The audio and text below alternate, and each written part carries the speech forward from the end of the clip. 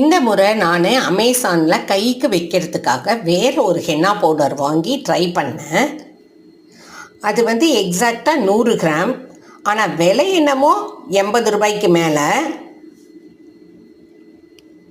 சரி பார்க்கலாம் அப்படின்னு சொல்லிட்டு எக்ஸ்ட்ரா நிறையெல்லாம் வச்சுருந்தாங்க. எக்ஸாக்டாக 100 கிராம் இருக்கான்னு அந்த ஓரத்தெல்லாம் கட் பண்ணிட்டு கூட பார்க்க தான் செஞ்சேன். 100 கிராம் எக்ஸாக்டாக தான் இருந்தது. கலந்து வைக்கலாம். இதைய எந்த அளவு கையில் இதாகும் தெரியலை அப்படிங்கிறதுக்காக, இப்போ நல்லா செவக்குமா செவக்காதான்னு தெரியாது அப்படிங்கிறதுக்காக கலந்து வச்சுருக்கிறேன் கொஞ்சம். எப்போதும் போல் நம்ம இதுக்கு முன்னாடியே நான் ஹென்னா கலக்கிறது ஒரு வீடியோ போட்டிருந்தேன்.